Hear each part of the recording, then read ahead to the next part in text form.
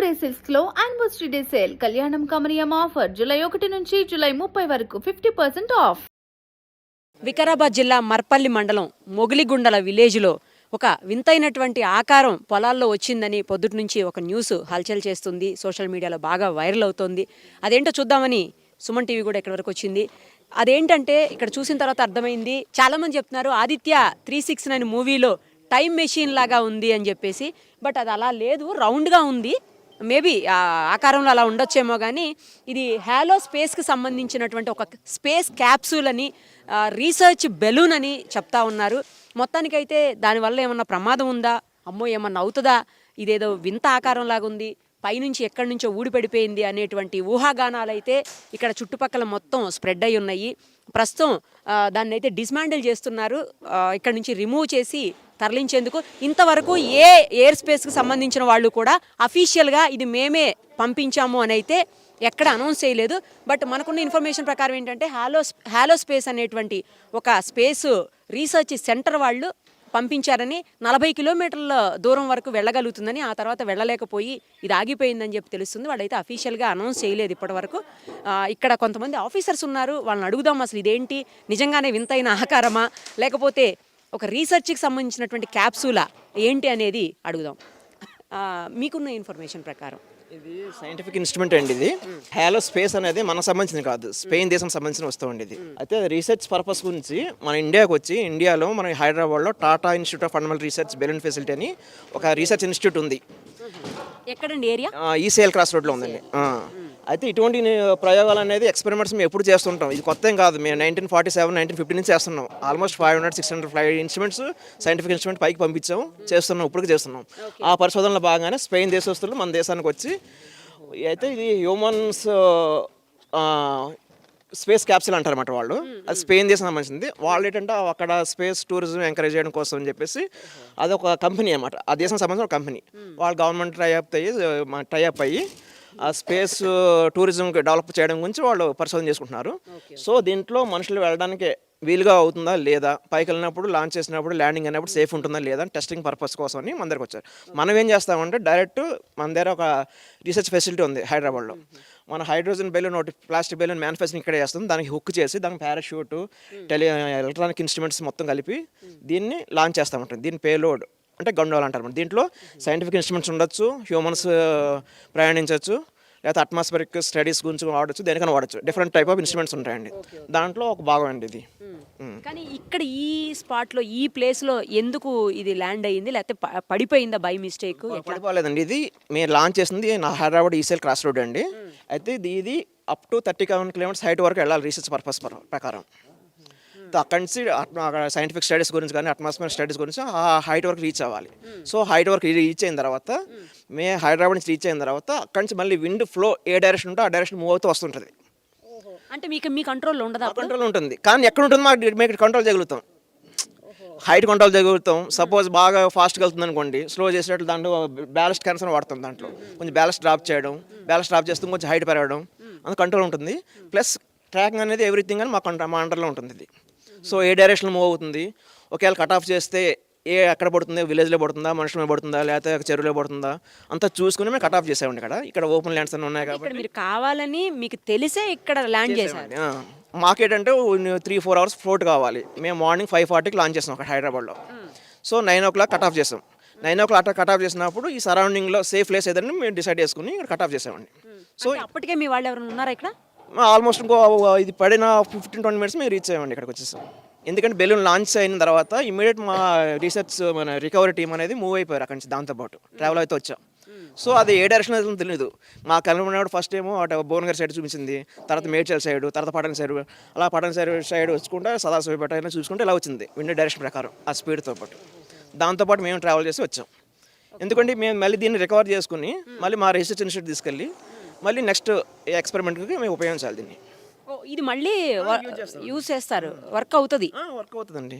ఇంతటితో ఇది స్పాయిల్ అయిపోవడం లేదు. అందుకే మేము డిస్మాండిల్ చేసి సేఫ్గా మా ట్రాన్స్పోర్ట్ ట్రక్ వస్తుంది, ట్రక్లో లోడ్ చేసి మళ్ళీ మా ఇన్స్టిట్యూట్ తీసుకెళ్తామండి. అంటే శాటిలైట్ లింక్ నుంచి ఎక్కడా కూడా ఇది మిస్ప్లేస్ కాలేదు. ఏం కాలేదండి, అంతా మా కంట్రోల్లో జరుగుతుంది. ఎవరు భయపడాల్సిన పని లేదు. ఏది వింత ఆకారం కాదు, ఇది సైంటిఫిక్ ఇన్స్ట్రుమెంటే. సైంటిఫిక్ స్టడీస్ గురించి, అట్మాస్ఫియర్ స్టడీ గురించి వాడుతుంటామండి ఇది. ఓకే, కేవలం ఏరోస్పేస్లో ఉన్నటువంటి టూరిజాన్ని డెవలప్ చేయడం కోసం ఎంకరేజ్ చేయడం. ఎస్పెషల్లీ ఈ ఈ హ్యాలో స్పేస్ అనేది వాళ్ళు ఉంది.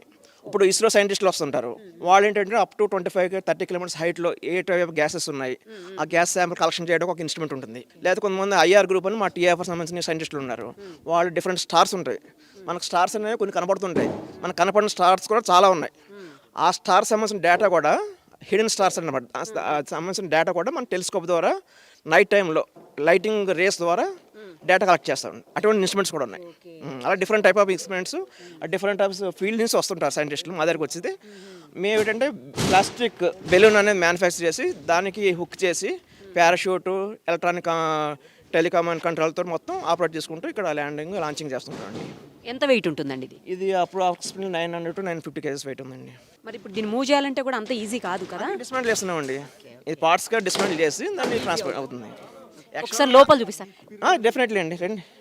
యాక్చువల్లీ యాక్చువల్గా ఏంటంటే మేము లాంచ్ చేసినప్పుడు కూడా మాకు స్పెయిన్ నుంచి వచ్చినప్పుడు కూడా పార్ట్స్గానే వచ్చింది. వచ్చిన తర్వాత ఇక్కడ అసెంబ్లీ చేసి ఇక్కడ లాంచ్ చేసాం. ఒకసారి లోపల చూద్దాం రండి, ఒకసారి లోపల చూసేద్దాం ఎలా ఉందో. అమ్మ, చాలా లోపల ఎక్విప్మెంట్ ఏదో కనిపిస్తుందండి. ఏంటి ఆ ఎక్విప్మెంట్ అంతా? ఎలక్ట్రానిక్ ఎక్విప్మెంట్ అండి. దీనికి సంబంధించిన కెమెరాస్ కూడా ఉంటాయి. ఎందుకంటే ఇది ఫ్లోట్ అవుతూ ఉంటుంది, బెలూన్ కదా, దాని హ్యాంగ్ అవుతూ ఉంటుంది. ఆ విండ్ డైరెక్షన్ బట్టి movement, horizontal movement, vertical movement అవుతూ ఉంటుంది. రేపొద్దున హ్యూమన్స్ వెళ్ళినప్పుడు సేఫ్గా కూర్చోగలుగుతారు దీంట్లో. ఎందుకంటే స్పెయిన్ వాళ్ళ సంబంధించిన స్పేస్ టూరిజం డెవలప్ చేయడం కోసం తయారు చేసిన క్యాప్సిల్ అన్నమాట. సో రేపు హ్యూమన్స్ వెళ్తే కనుక సేఫ్గా లాంచ్ అయితే సేఫ్ గలుగుతారా, మరి సేఫ్ రికవర్ అవుతారా మన ఇండియాలో ఎటువంటి ప్రయోగాలు ఇప్పుడు జరగలేదు. ఇప్పుడు ఇలాగ ఎన్నిసార్లు చేసి ఉంటారు మన హైదరాబాద్లో? హైదరాబాద్ మేము ఎవ్రీ ఇయర్ 4-5 చేస్తుంటామండి. అంటే డిఫరెంట్ టైప్ ఆఫ్ క్యాప్సిల్స్ ఉంటాయి, ఇదే ఒకటే కాదు, ఇన్స్ట్రుమెంట్స్ డిఫరెంట్గా ఉంటాయి. అది చూశారు కదా. కాబట్టి ఇది రీసెర్చ్కి సంబంధించినటువంటి ఒక క్యాప్సూల్, రీసెర్చ్కి సంబంధించినటువంటి ఒక బెలూన్ తప్పించి వేరే ఏ వింత ఆకారం కాదు, అలాగే ఎవరిని ఇబ్బంది పెట్టేది కాదు, ఎవరికి హాని కలిగించేది కూడా కాదు అని చెప్పేసి అఫీషియల్గా హ్యాలో స్పేస్కి సంబంధించిన వాళ్ళు చెప్తున్నారు. లోపల చూడండి, చాలా రకాల ఎక్విప్మెంట్ ఉంది.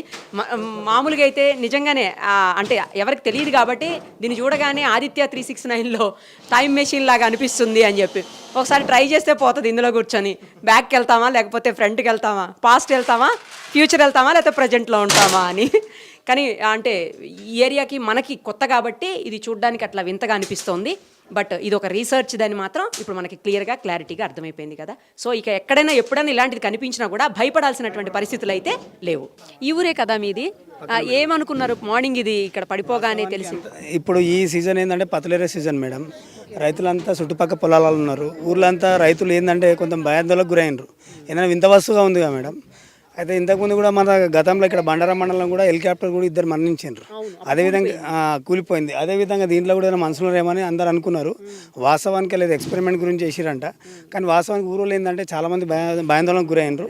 పోలీసు వాళ్ళు వెంటనే స్పందించారు. ఎంఆర్ఓ గారు కూడా వచ్చారు, లోకల్ ఎంఆర్ఓ గారు వచ్చారు. దీనిపైన వాళ్ళు పూర్తి ఏందనేది కామన్ మన పబ్లిక్ చెప్పేసరికి కొంచెం సర్దుమణిగింది. సరే, మీరు వచ్చినప్పుడు ఇక్కడనే ఉన్నాం మేము, పక్క చేను మాది. ఇప్పుడు చాలా స్పీడ్లో మేము చూసినాము. అది ఒక 5-10 నిమిషాలనే ఆల్రెడీ పడిపోయింది కింద.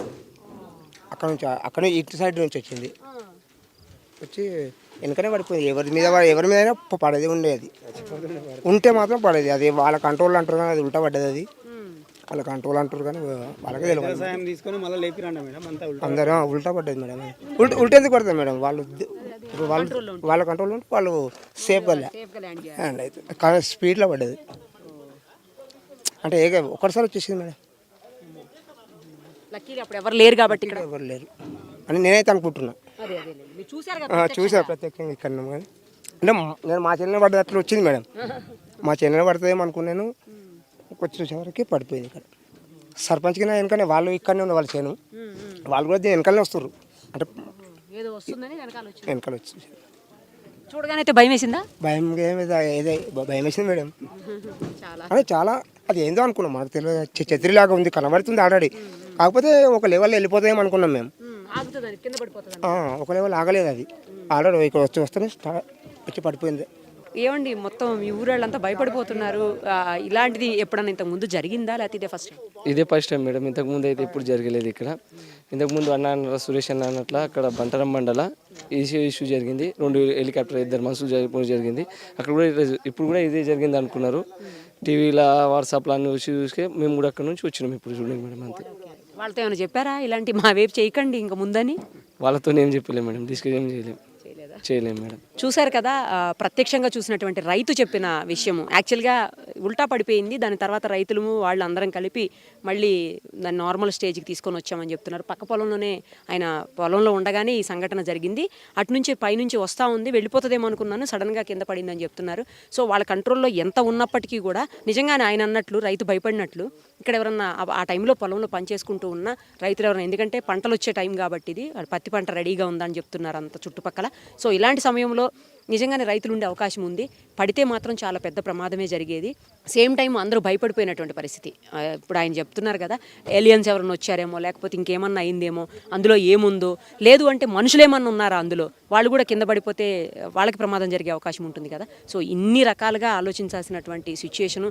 ఇలాంటివి ఏంటంటే ఇలా పొలాల్లోకి వాటిల్లో కాకుండా ఎక్కడన్నా స్పేషియస్గా ఉన్న ప్లేసెస్లోకి దించుకోవటము, లేదు అంటే వాళ్ళకి సంబంధించినటువంటి ప్రిమిసెస్ ఉంటాయి కదా, అలాంటి వాటిల్లో ల్యాండ్ చేసుకోవటం, తిరిగి మళ్ళీ అంటే 30-40 కిలోమీటర్స్ జర్నీ చేసిన తర్వాత తిరిగి మళ్ళీ వాళ్ళ ప్లేస్లోకి వెళ్ళి ల్యాండ్ అయ్యేలాగా అలాంటి ఏమన్నా అరేంజ్మెంట్స్ చేసుకుంటే బెటర్ ఏమో. ఇక ముందు ఇలాంటివి జరగకుండా కూడా చూసుకోవాల్సిన బాధ్యత ఆ హ్యాలో కంపెనీకి కావచ్చు, లేకపోతే ఇలాంటి ప్రయోగాలు చేసే వాళ్ళకి కావచ్చు. డెఫినెట్గా వాళ్ళందరి బాధ్యత అది. ఎవరు ఇబ్బంది పడకూడదు, అలాగే ఎవరి ప్రాణాలకి ప్రమాదం జరగకుండా, ఎవరి పంటలకు కూడా నష్టం కలగకుండా చూసుకోవాల్సినటువంటి బాధ్యత అందరి మీద ఉంటుంది.